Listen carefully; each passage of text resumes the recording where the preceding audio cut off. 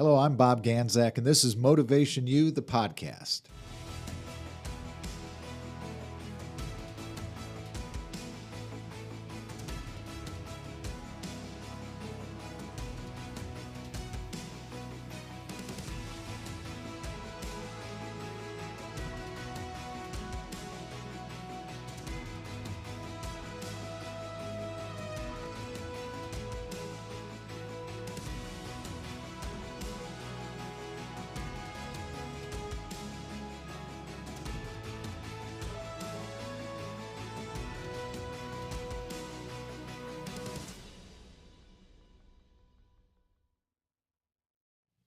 Welcome to Motivation U, the podcast. My name is Bob Ganzak, coming here live from Spurrier's Gridiron Grill inside the coach's podcast room itself. I have a great guest today, good friend, graduate of a class. Speaking of the Dale Carnegie class, Mr. John Waldrop from Comfort Temp. And welcome, John. Thank you, Bob, for having me. I'm glad you are here. We're going to delve into a lot of things about John's background, where he started from, his leadership. Now, this program, of course, is built on leadership. It's all about uncovering leaders in our communities and what drives them, where they learn their systems from, what their goals are, just different things. Because you don't have to have one of those famous names to be a great leader. Some of the best leaders that we know may be living next door to you and running the Dollar General down the street or the Comfort Tent. We can find that out and do that. We do have some classes coming up too. We have a Dale Carnegie class starting June 23rd in Jacksonville. Okay. So if you know somebody over there, we have our CT guys over there. So yeah, June 23rd, okay. An incredible instructor too. Fred Hewlett is an awesome man. He kind of mentored me when I started. Just a wonderful person, and that'll be held at the World Financial Group Center on 8081 Phillips Highway, down by BJ's, near Bay Meadows, and that's on a Thursday, 6 to 9:30. People can go to jacksonville.dalecarnegie.com, sign up there. We'll have another one coming here in Gainesville in September. A lot of good things going on. Working on some in Lake City, Valdosta, Tifton, Georgia, Douglas, Georgia, some different places. Wow. So going to be really busy over the next 6-7 months. But I'm glad I had you as a graduate. I'm so glad that Eric made that move and had you come to us. Yeah, it was a great experience. I recommend this to anyone that wants to further their careers or relationships. It's an awesome course, and I enjoyed it. So, John, we're on like 39 different formats here for this podcast. We're on Apple Podcasts, we're on YouTube, we're on Facebook. If people want to ask you a question, they can send it in as a comment on Facebook, and hopefully you'll answer it. Yes. John Waldrop's the name. You can ask me. You can ask on the podcast, and I'll definitely answer it. So we have a lot of fun here. Just two guys chatting. Exactly. And tell me, what is your role with Comfort Temp? And tell me a little bit about Comfort Temp. So people that don't know, what does Comfort Temp do? How big are they? And what is your role? Okay, my role is the general manager over the Comfort Temp side. There is two sides of Comfort Temp. We have the CT Mechanical, which is our design, build, plan, inspect. We offer mechanical, plumbing. Just pretty much anything refrigeration we could do as far as CT. On the Comfort Temp side, we are a service company. We have commercial service, residential service, and replacement. We offer contracts, preventative maintenance contracts for commercial customers and also residential customers. Duct cleaning, air purification, pretty much anything whole house or commercial wise we can take care of. That's great. And your role is, The general manager over Comfort Temp.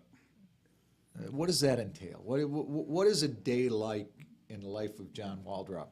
Well, the day starts pretty early in the morning. I come in, make sure everybody has jobs, make sure everybody showed up to work, which is, for us, it's very, very good that 99% of our people show up every day to work. Make sure everybody's schedule's done. And then, of course, I look at the financials, making sure we're on par to reach our goal every month, and make sure everybody's in place to do what we need to do for the day. So how many employees do you oversee on a daily basis? So right now, I think on the Comfort Temp side, we probably got close to probably close to 100. I think we're getting at now. Our whole company as a whole, we're over 200 people now. Okay. We're looking hopefully by the end of the year to be around 300. And is that just here in Gainesville, or are you located in other areas, or? Yes, sir. We are in our corporate offices in Gainesville. We have an office in Jacksonville, Orlando, and Tampa at this point. Okay, that's interesting. The main part of your employees are here, though, right? Yes, sir. In Gainesville. Yes, sir. Yeah. So what challenges is that, having those satellite offices? What challenges from a leadership role does that bring to your plate every day? So the way Eric and I do a lot of this is Eric being? Eric Worthman, our owner. Okay. Yes, sir. So we try to hire good leaders in each one of our branches. That way we can communicate through them. We also go down and we visit with them. But the biggest thing is we want to make sure that we have people we can trust, people we can count on to handle things when we are not in the offices. Mm-hmm. So, you're now one of your cohorts, Soli. Yes. Soli Schrack. Wonderful person. and her role is she the HR? Soli's got 500 different roles. Soli is head of HR, but Soli is really a big backbone of our business too. Soli and I communicate pretty much every single day. Soli's just a great person. We run ideas by each other. Sometimes she's like, John, that don't make sense. So, so I'm like, that's why I came to you, Soli. So we bounce a lot of things off of each other, and Soli and her Austin and Eric and Christine, we're always bouncing things off of each other to make the company better and make it better experience for our employees. So it's really a family It's business now. definitely So you have Soli and Austin, which husband and wife, Right. both graduates of the Dale Carnegie class, which was an absolutely fun time going through the program with them. Exact opposites, exact opposites. And then Christine and Eric, I haven't met Eric's wife yet. Yeah, Christine handles all the accounting. Wonderful person, wonderful. Okay. She is the opposite of Eric. She's more of she's the talker. She's more of the outgoing person. So I do a lot of communication with Christine also. So my question, again, we're talking leadership and how, what goes on in a leader's world on a daily basis. Running companies in small communities or larger communities is very similar to running a CSX or some of the larger corporations. Yet, the people you interact with, two husbands and wives that you mentioned, what does that do to your leadership style, or what are some of the things that go through your mind as you're going into those meetings? You met me, Bob. I'm a very outgoing person. I don't mind change. I don't mind, just because I have an idea, don't mean it's always the right idea. And I'm always asking questions. Hey, what do you think about this? This is my thought process. A lot of times we're always on the same page, but there's some things we're not. It's just kind of crazy how much all of us think alike, because we're all looking for the best interests of the company and the employees. You right. have happy employees, you have a happy business. Okay, I like that. Yeah. You coined that phrase, right? Happy employees, happy business. That's right. You grew up in Jacksonville. Yes, sir. What were your dreams and aspirations as you were growing up? Where did you see John Waldrop going in this world, and how did you get on the path that you're on now? So I was big into sports, I don't know if you can tell, but I used to play football. That was my dream of football. And then when I went into college, I got shin splints really bad. So I went ahead and got out of it. Growing up, I always tinkered with stuff. I would go around on garbage day to all the nice neighborhoods. I would grab lawnmowers, weed eaters, vacuum cleaners, whatever they had out there, take them apart, fix them, and then resell them as a kid. That's what I did for years. So I've always had the mechanical knowledge of things. I'd always work with my dad on everything, cars, plumbing, electrical, anything that he would do, I would jump in there and do it. And my goal at that time was to become better than him at all of it. Mm-hmm. So then I entered the work world and went into doing like apartment maintenance type stuff, repairs, and really loved working on air conditioners. So I ended up going and working for an air conditioning company, and I actually moved to Gainesville at that point and started working for an air conditioning company and just never stopped. I wanted more. Mm-hmm. So, you actually worked for a competitor. Yes, sir. You and Eric competed for years. For over 20 years, I was always competing against Comfort Temp. I sure was. And then I got to a point I said, heck, if I can't beat them, I'm going to join them. So what are some of the biggest challenges that you see in your industry today? You mentioned a couple of them is when we were off air is people, getting people in. Yes. And that's across the board. Not only do we need to hire people, our manufacturers, the delay on getting parts, equipment, and everything has just stretched way out where we can get a normal unit in 8 weeks is 4 months. And these are built units. Getting a part in a week is now a month. And then that same part last year is now double the cost of what it was last year. With the prices of the fuel, the trucking, shipping, everything is just pretty much doubled, and that's our biggest problem right now is getting all the materials we need.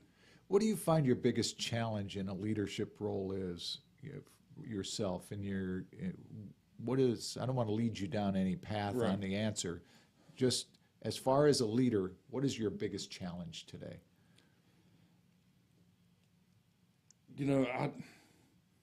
I don't worry or stress about anything. Personally, I just look for solutions to any problem. Being a mechanic for so many years, that was my job, to fix it, to find the problem and fix it. Mm-hmm. At this point, I really don't have any serious challenges. I have great employees. All my techs are just beyond excellent. So, at this point, I really don't have any issues. I guess I'm lucky, but I don't look at things as issues. I just look at solving problems. I don't really not having any kind of major thing. So if I was to ask you, how would you describe your leadership style? What is it? I'm not a micromanager by no means. The way I look at everything, and I explain this to my guys, I'm going to let you run your own business. Consider this, what you're doing is your own business. Mm-hmm. I want you to run it like you would run your own business. But if I see you failing at your business, I'm going to step in and we're going to talk and see how we can make your business better. And I explain that to all my employees. I want you to run it like you would your own business.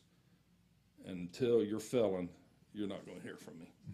We're here talking with John Waldrop, General Manager of Comfort Temp here in Gainesville. And Tampa and Orlando and Jacksonville, and has offices all over, but their corporate headquarters are here. And we're talking leadership. John, I met John in the Dale Carnegie class. He was one of my students. An interesting gentleman and always a smile on his face. Sometimes you challenged me. Yeah. And I knew I couldn't get anywhere, so I was like, what? You just put me in my place. It was tough. Yeah, one of the things I remember back to the class, and again, open book, so we just talk openly. One of the things that I noticed when we were doing the showing appreciation, that was something that was difficult to you. I even challenged you in class to change your thought process and to say something different, and you struggled with that. Why do you think that we as a society struggle with giving people appreciation at work and in the world? And I can tell you, I've been working on that a lot. My mindset from growing up was you have a job to do. You're getting paid to do that job. That, I have never felt like I needed a pat on my back for doing what I was getting paid to do. And that's the way I was raised. You don't need a participation trophy for doing what you're paid to do or what you were asked to do. So now when I see, people go a little above and beyond of their tasks, I make sure I recognize them for that. It's just, a lot of that is how you were raised. And, my dad was a ex-Navy SEAL, pretty hardcore guy. There was no questions. It was, you did it, and this is, That's you the better do it like consequences. Yeah, he was pretty tough. Yeah, he was pretty tough. I had a tough dad too. Yeah. I had a tough dad. We talk about when you were describing that. That's one of the stereotypical things of the 21st century of what we refer to as millennials, which is unfair to those individuals. Right. We've discussed that many of times, and that is that stereo that they want this this feedback, and they want positive and happiness. But Mr. Carnegie wrote these principles starting back in 1912. And the need to appreciate other people was far before boomers were born. You know what I mean? Yes, sir. And so this is something that that we have got to look for and change people. You mentioned we won't mention names, but you have a couple of employees in our class right now, and you mentioned that you've seen a shift from week 1 to as we approach week 7.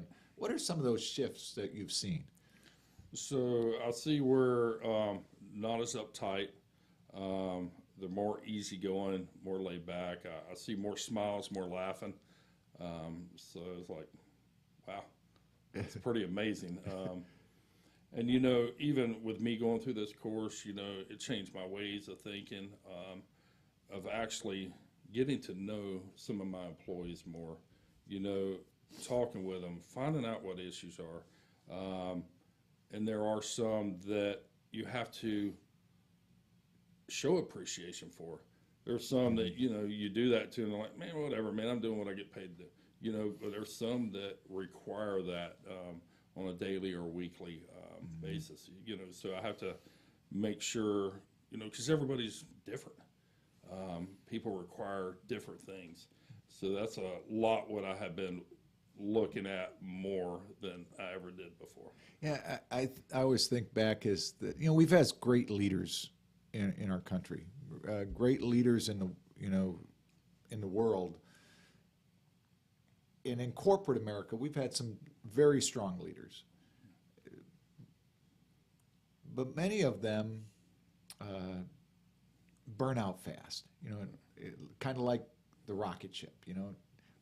Takes off and then when the shuttle is ejected from it, that rocket, just burns and goes into, the booster rocket burns and goes into the water, and that's the way they are as leadership. And then you got a guy like Warren Buffett, who from the 50s, 60, 70 years now, the man has consistently stayed in front. I'd like to think it's his Dale Carnegie training, which he went through the class exactly in the 1950s. But what is it about leaders that are able to have staying power? What do you see that in your world? How do you stay? Well, the way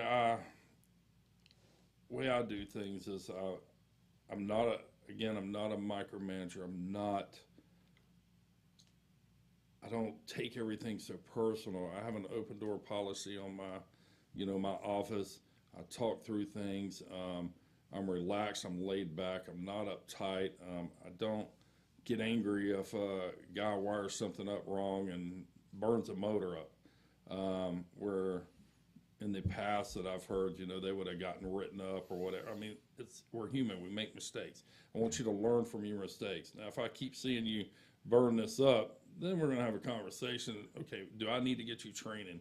If I feel any mistake falls back on me, what did I do or what could I have did to prevent this from happening? So I take a lot of that personal, and then I fix it. Mm-hmm. Yeah, that's a real. We tend to look and find people doing things wrong. Right. That's the only time we talk to our employees, when they make a mistake. Yeah. We tend not to applaud them when they do something correct, or even if they do what they were asked to do. Right. You want to applaud that.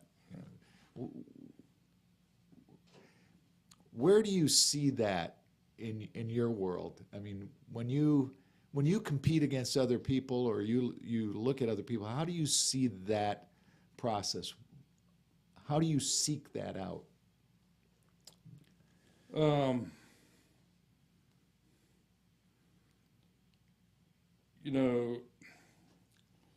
me think about this one for a minute. I just try to work the best with everybody, and just try to, fill them out, and, just get to know people. How do you do that? How do you get to know people? So I ask them just simple questions. Hey, how was your night? How was your evening? How was your day? Because I'm a talker. I'll talk to anybody. I mean, I get in trouble by my wife, John, all the time. We'll go to stop at Walmart. She's like, "Do not talk to anybody. We only got this much time." I'm like, so I'm pushing the cart all, So it's I enjoy people. I enjoy talking to people. I'm always looking for big teddy new bear people. Too. As long as you don't mess my wife, her kids were good. But Yeah. But yeah, it's just I like to get to know people. I just enjoy people and conversations and things. I have to share with our audience that, again, if you'd like to ask John a question or ask me a question, please just put it into the Facebook comment section, and Evan will get that to us. Evan Miller, our producer.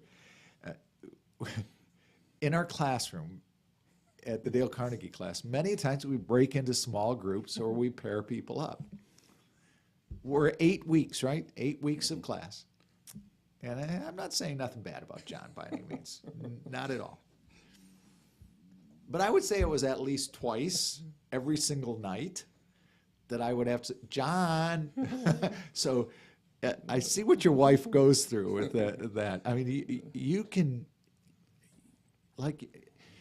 you remind me a lot of my dad. He never met a stranger, and you never do either. Where did you learn that ability? Somewhere along the line, how did you develop that skill? It probably started off in high school. I was a class president, so I started, speeches and talking to people more, and then it just got out to where I was, hey, I want to talk to this person. I'll talk to this person. And I remember years ago, I was at a big power plant, and this bigwig at the power plant came up to me and he said, "John," I said, "Yes, sir." He said, "You just amaze me." He said, I've been watching you over the last year or so. I see you talk to the janitor on his level. Then I see you talk to the CEO on his level." He goes, "That is a gift that you can talk to each person on their level, no matter how low or how high." And I'd never realized that. So I've always kept that in the back of my head too. It doesn't matter if you're the one picking up trash, if you're the CEO. At the end of the day, we all put our pants on the same way. But I just talk. I love to talk to people. So that you just developed that? Did your parents encourage you to be outgoing, or, you were in the class. You were in the class with like 20 other people, and so many people have trouble even just standing up and saying hello to somebody. Right. How do we get to that point? And why does somebody like John Waldrop have this just outgoing personality? Are you born with it, or what happens in those first 5 years, 10 years of our lives? What do you see? I don't know. I've tried. Even my kids. My kids are so shy. They will. If they don't know you, they're not going to speak to you. My wife, she's more of a quiet person. But now, if you walk into our business, she'll talk to you all day long, like she knows you. But she's a very quiet person. I can tell you one thing. I think everybody, if you have a problem doing that, go to the Dale Carnegie, because it was crazy to me to see the people on the first night versus, we had so many people that were just like you're saying, and at the end I'm like, was that a cover up or what? Yeah. It was amazing, the transformation with a lot of people. Me, I learned a lot in there, but I never had a problem getting up and speaking in front of people. But I learned a lot of how to speak, and so that was good. Well, one of the things is, from people in your standpoint that don't have a problem doing that, you also learn tools. Yes. Because just because you have no problem doing it doesn't mean the person that you're talking with is the same way. They could be deathly afraid, and the tools you learn helps encourage them to come out also, which is really important. And it's hard to have a monologue. Johnny Carson, when the great Johnny Carson would get out and do a monologue. Well, we're not talking about monologues here. We're talking about dialogue. Right. And you're trying to get a conversation going with somebody. It's frustrating at times when you're the only person talking. Yeah, I was telling Christy when I was talking to her this morning, I said, "Yeah, I remember my first speech." I said, "I had a piece of paper, boy, I had it all written up. And I went to get up, and Bob went, mm-mm." I was like, "Oh, no." But luckily for me that night, I had written it, typed it up on the computer, and I went in and changed a bunch of things, and then I retyped it, and so I knew what I did. But after that, I was like, "Oh, no, I got to memorize this stuff." It's from the mind and the heart, a lot of our speeches, and we really don't even want to memorize them. Right. We just want to let them, like I've said many times, it's like take that key to your heart and just open up the door, open it up, and let the stuff pour out. And when you're able to do that, it's some beautiful things come out. Yeah, and I guarantee if somebody had some of those speeches I heard written down, it wouldn't have been nowhere near as powerful as from the heart. Some of them I was like, "Dude, I'm a grown man. I can't tear up, I can't do that." Biggest guy in the class, man. And it was awesome. I don't remember who, because the classes start bleeding together. Which class did you graduate with? What other individuals were in there? So I had April and Abby. So it was a class right before this. Actually, Michelle Dorleen, I went and I seen her last weekend. How's she doing? Good. And Jose, we've eaten lunch, and we've seen him a couple of times. Jose Raven? Yes, sir. Yeah. Great guy. Yeah, he is an amazing young man. He's going through the class again right now. He just decided to do it again. Really? So Wow. he came back in and just phenomenal young man. Yeah, and I seen old Joe Cawthorn at one of the Gator baseball games. So yeah, Who else from your company was there? Sean Dennis. Sean Dennis, yeah. Yeah. That's. I start remembering where you guys were sitting that first night off to my right. You start seeing that, and the Waldrop. That's always interesting. We're going to take a quick break. Sure. We come back from the break. We want to really tackle some. I'm going to try to stump the star here. All right. Oh Lord. I'm going to leadership thoughts and ideas of how you would handle something. Okay. All right. It'll be interesting. Let's try it. See what happens. Coming to you live from Spurrier's Gridiron Grill here at Celebration Point inside the Coaches Podcast Room. Always remember you can hit visors upstairs also. That is an awesome place. The coffee is incredible. The food is incredible. The people are incredible. Andrew and his entire team, everybody here, just a great time to come here and enjoy. So we'll be right back after this. MotivationU podcast.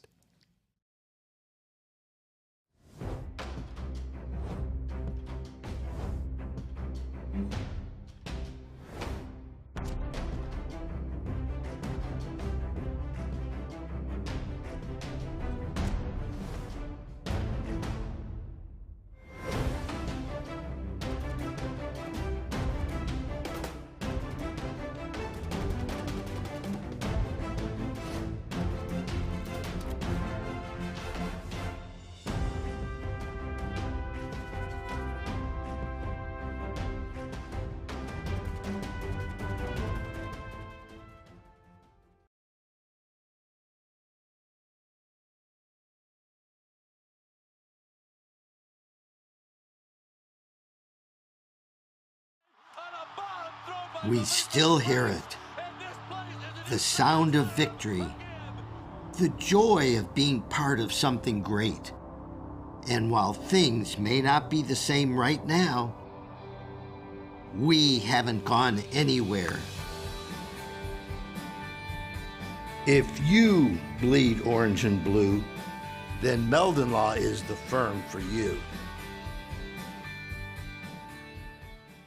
Looking for more reasons to celebrate? We have them here at Celebration Point. Enjoy some of the newest additions to our already celebratory lineup, like Dave & Buster's, Les Macarons, and Prime and Pearl. There's always a reason to celebrate.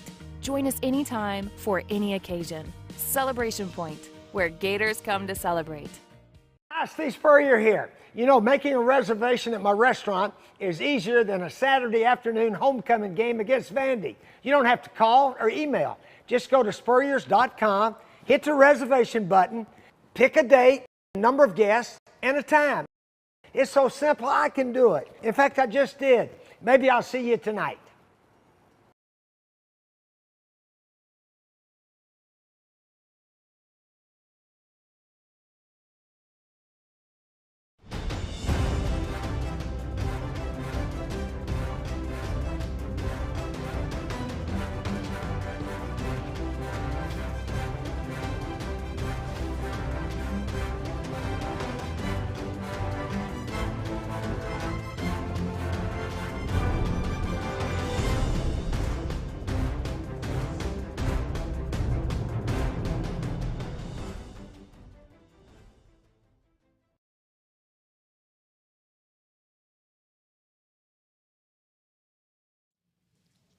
Welcome back to MotivationU, the podcast. My name is Bob Ganzak. We were solving the world problems while we were there, while you were watching those commercials. Evan, thank you very much. Evan just helped me out immensely. My guest today is John Waldrop from Comfort Temp Heating and Air. I always want to say heating and cooling, but heating and air. And John is the general manager there. An incredible company, great organization.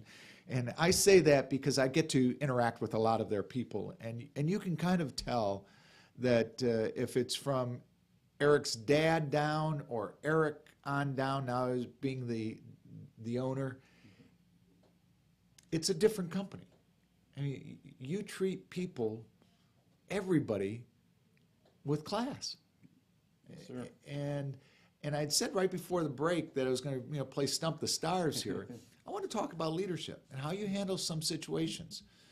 What happens when somebody makes a mistake and destroys a motor on an air conditioning unit? What does John Waldrop do? Well, first of all, I have a conversation with them. Hey, what happened? Get the whole story behind it. As an ex-mechanic, I let plenty of smoke out of motors, and growing up and learning how to do it. So I basically have a conversation with them, and 99% of the time they know exactly what they did wrong. It happens. It happens. It's just no need to write them up. No need to. They already feel bad that it happened. Why add any more on top of it? But you're looking at this huge expense that you price out a job, and do you price in Extra parts? No, sir. So, you're right. I know that. So, and all of a sudden, your margins aren't that huge. All of a sudden, boom. You're going to have that with any business. You're going to have some loss. The way I look at it is, as long as tech understood what happened, I look at it more as of a training for him at that point. That way, it doesn't happen again. Mm-hmm. Yes, we want to make money on every single job we do, but it don't always work out that way. How long have you been in the industry? Over 30 years. Over 30 years. Yes, sir. We've had two huge events happen in those 30 years that affected us greatly. 9/11 and COVID.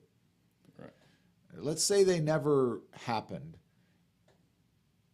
and moving forward, 9/11 happened. As a leader, how would you attack that at the next time as a boss? How would you prepare your team? How would you coach them? How would you, knowing what you went, because you went through it as an employee. Right. Yeah, I remember exactly where I was. I was working with a different company, and we were actually knocking on a door to a lady's house at that point together to go talk to her, and she said, "Y'all got to come watch this." So it was definitely a hit to the United States on that. I would definitely have meetings with with my employees. Anytime I see any kind of issue with any of my employees, or whether I hear about it or not, but I know my employees pretty good. I can tell when there's something going on. I'll bring them in and have conversations with them. And let's talk about it. When people get things off their chest that are bothering them, they're back to normal a lot of times. And what you're saying to me is, I don't want to put words in your mouth, but what I'm hearing you say is that it's not just their concerns about work or their job, it's life. That's anything. Yes. So you saw that where, I saw that in the radio business at the time when I was looking into people's eyes and they didn't know what was going to happen tomorrow. Right. It's a different look than when they're concerned about keeping their job tomorrow than when you're thinking about protecting your family or your children or whatever. Yeah, see, at that time, I was a lot younger. I was a bachelor. Something like that was to happen today, it'd be a lot more thinking, a lot more serious to me. COVID was a big hit for us. Are we going to be able to work more? How are we going to feed our families? But, luckily for the air conditioning business, the air purification that we do, we were an essential company. So we didn't really miss a beat as far as taking care of our employees. We were very fortunate in that, being an essential company versus a lot of people that lost their jobs, a lot of people that were struggling.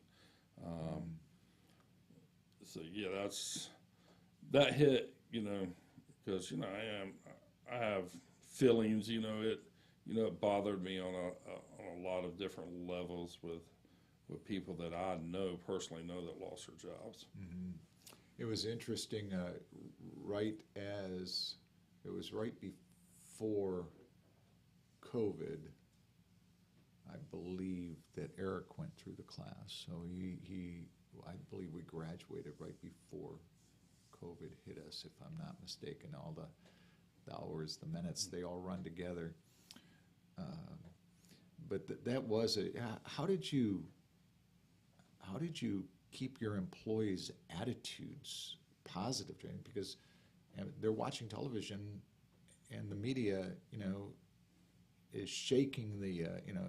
There was so many things going on. The media was trying to, upset us in many ways, Right. and I'll leave it at that. and it worked, and so people were, concerned about their health, their job, which they should have been. Yet you needed them to come to work. Mm-hmm. How did you deal with that at that time? So Eric is, if anybody's never met him, Eric is a very, very intelligent guy, very business smart. When all this came about, there was a meeting, plans, how we're going to do it. We made the office a skeleton crew. We had a lot of people working from home. There's a lot of things they can do from the house versus in the office. Now, as far as our technicians, we had all the necessary supplies for them. We had hand sanitizer, we had wipes, we had masks, we had gloves. Eric was, and I know Sully had a big part in that too, but they ordered it like immediately. Mm-hmm. So at no given time through that did we ever run out of supplies, because they ordered enough to keep these guys supplied with everything they needed for going into these places. We do a lot of nursing homes, a lot of hospital type work. So a lot of times we had to suit up, we had to wear the proper PPE and appropriate stuff for the hospitals. So our guys were troopers. I mean, they went into some spots that, I'm going, should we? Because we didn't really know everything about the COVID at that point. But Eric had us prepared really quick. That had to be a difficult thing if I use principle number 17 and try to see things honestly from the other person's point of view, right? Right. If I think of myself as a 20-something or 30-something-year-old tech who goes into people's homes or businesses and brings them relief via air conditioning, and their system is out, I've got to weigh the fact that, one, I've got a job still. During COVID, I'm talking about. I've still had an income when people all over the world were losing their income, and we were sending stimulus checks and everything to people, which was, thank goodness that happened. Right. And on the other hand, I have a wife and I have kids that I have to stay healthy. There's that was a difficult thing to do. How did you manage that? So, me personally, it was, if I was in certain places where I knew the virus was in, everything off outside and put it in a bag, take it straight to the wash, because at that time we didn't know the whole story on it. And, I know some of the techs had that too. But, I mean, if I thought of any point that it was too dangerous to send my tech into, we would have to figure other alternatives to help that customer out. Like, how else can we get into that area? If it's a rooftop unit, it's different versus me having to actually send a tech in to work on an air handler in a COVID pod, so it was up to the tech too. And I'm this way with any job we do. If my tech said, John, it's not safe, I'll tell them immediately, pull off. I'm not going to say, well, man, we got to get this job done. No, it's not worth it. my employee is way more important than making that few $100. If something's not safe, I'm not going to do it. So how do you, in not just COVID situation, but any situation, how do you help your employees in a coaching manner get through fear? So I'm in constant contact with all my employees, whether it's a email, a phone conversation, text. And again, these guys know they can call me any hours of the night, morning. I'm on the phone 9, 10, 11, 12 o'clock at night, back up at 5 o'clock in the morning getting phone calls. I'm always open to talk to any of my techs about any situation they have. And communication is the biggest thing with anything. And that's where a business is either going to succeed or fail. Yes, there is communication problems that arise here and there, but every issue always seems like it was just communication. So if I keep that communication up, then it's easier for, I think, for my techs and office personnel to come and have that communication with me.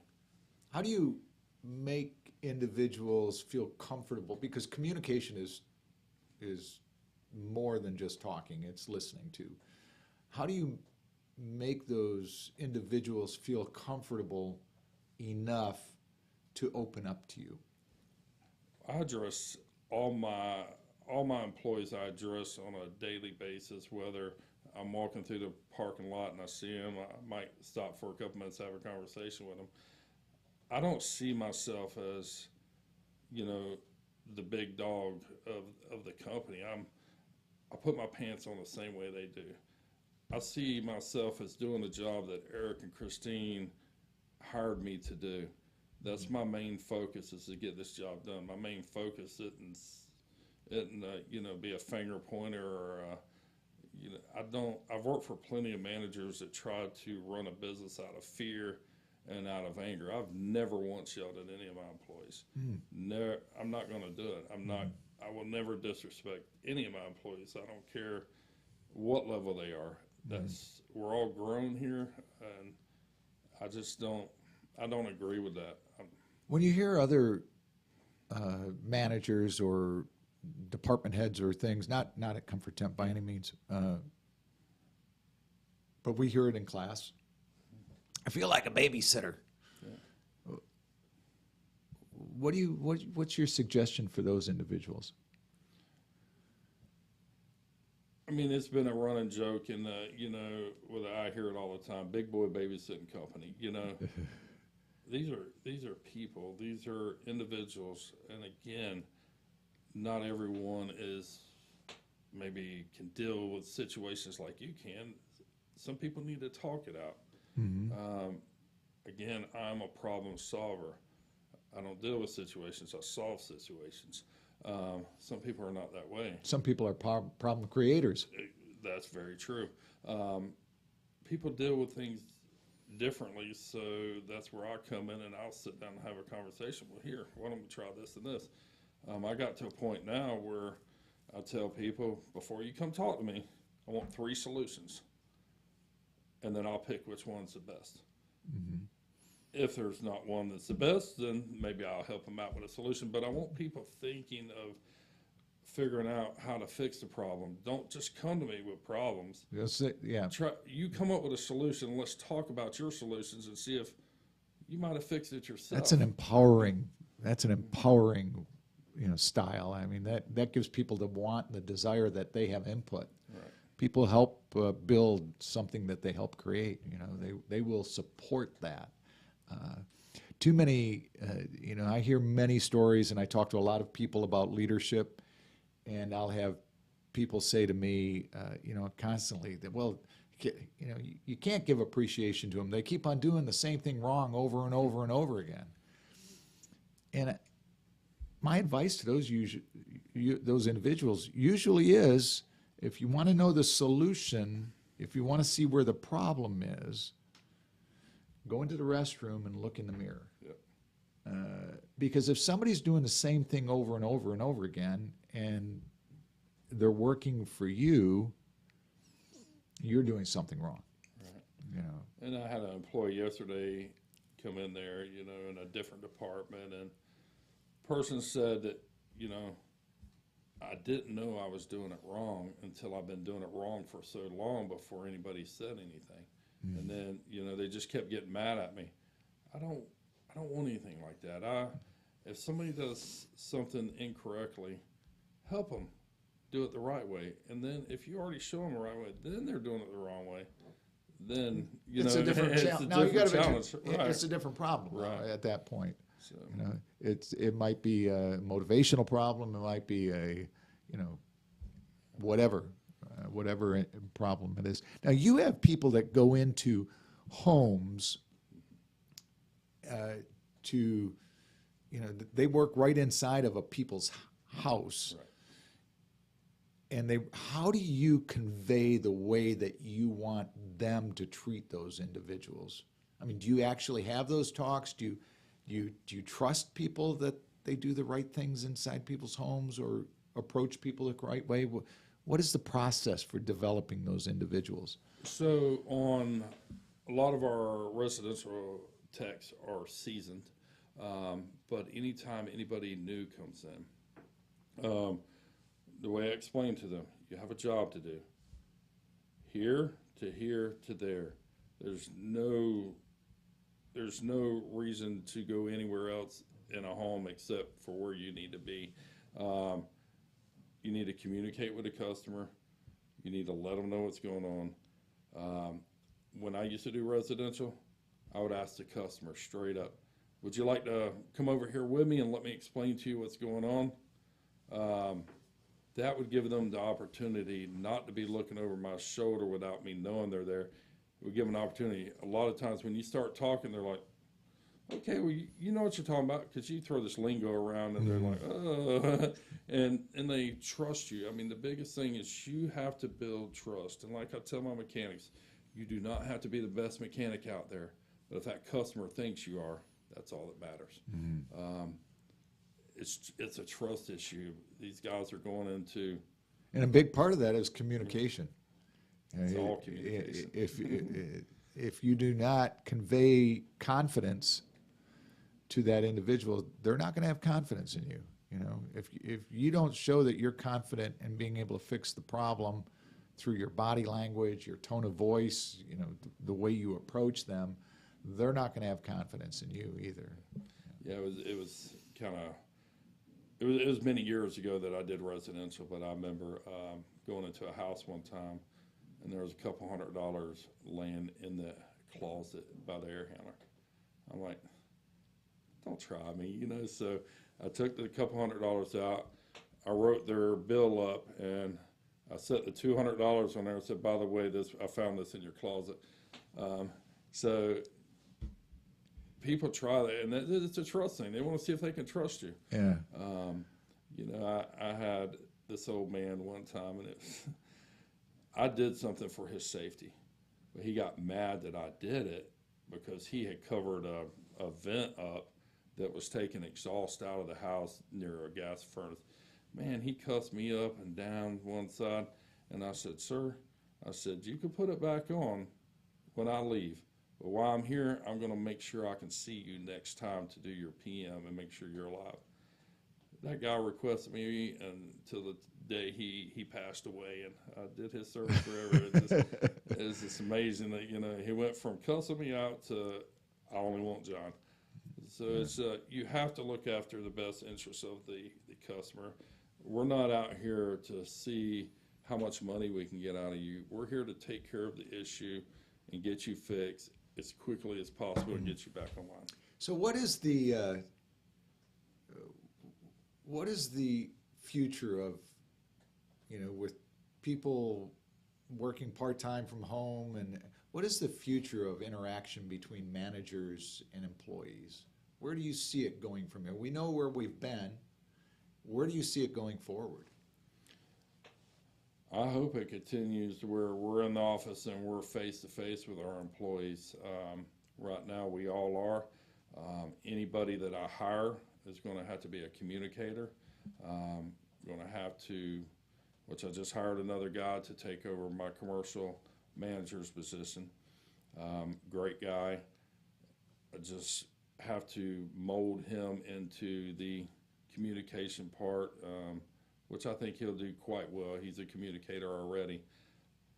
Just have to get the mindset of what you used to do into a new mindset of now you used to worry about feeding yourself. Now you got 15 other guys you have to feed.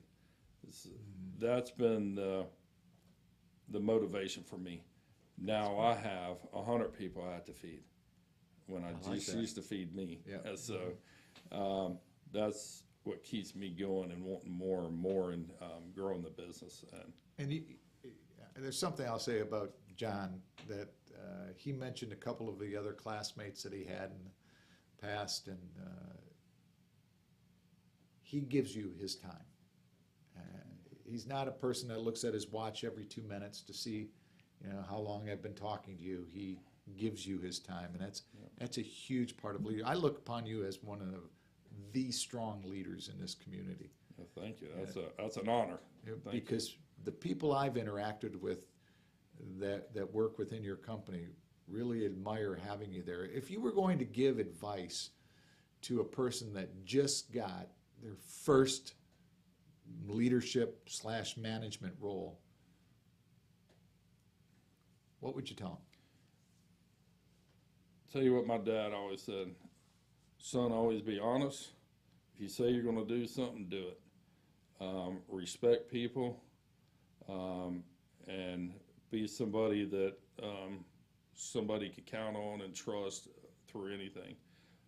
So my dad said, when you have nothing else, you have your name. And I've always tried to uphold my dad's name. Mm-hmm. My name now, but I can remember those talks in class too that you talked about that subject matter is wearing that name well with integrity.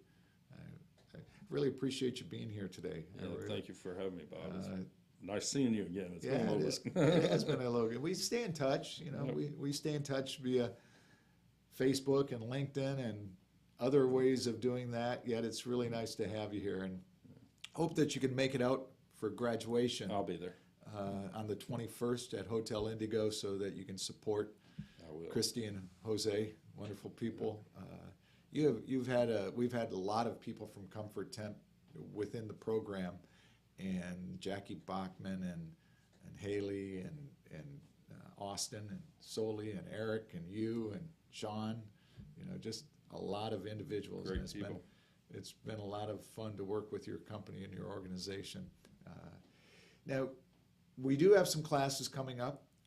We have one here in Gainesville that'll start, I'm not sure the date. It's the Tuesday, not the day after Labor Day, but the week after, the Tuesday, the week after Labor Day. So it's in September, so you got some time, but go ahead and sign up. We want to fill that class up, kick off the fall season with a big class. We have one in Jacksonville starting June 23rd, so make sure if you know somebody, you can go to www.jacksonville.dalecarnegie.com. Just click on Find Courses. Click on there and you can sign right up there and pay and everything right through that. You also get an email from me that automatically is sent out at that time. Has my phone number on the bottom of it. If you want to connect before class, I'll reach out to you. If you want to reach out to me, feel free to do that. So, yeah, like you had told us in class, don't think you don't have time to do it, because you really do have time. Don't wait. This class is awesome. I'm telling you, it really, really is good. And Bob puts on a great class. And like I told you before, I can listen to you talk all day long. You have that voice that I can listen to. I appreciate that. And I appreciate that. Yeah, well, getting John to listen is really a good thing. I'm only teasing you, picking on you. And extremely, the man has an incredible amount of stories, and we had so much fun. That's one thing I would say about the Dale Carnegie class. We have fun. We do. You're learning, you're growing, you're pushing, you're getting outside your comfort zone, yet you have fun doing it. So, and you leave with a lot of good friends. Yeah. People like Evan Miller. Yeah, man. Coming to you live from Spurrier's Gridiron Grill, with our museum and the food and the wine and the ambiance and the people. for my friend Evan Miller, my good buddy Evan Miller. Keeps a smile on his face all the time. I appreciate that. My name is Bob Ganzak. This is Motivation U, the podcast.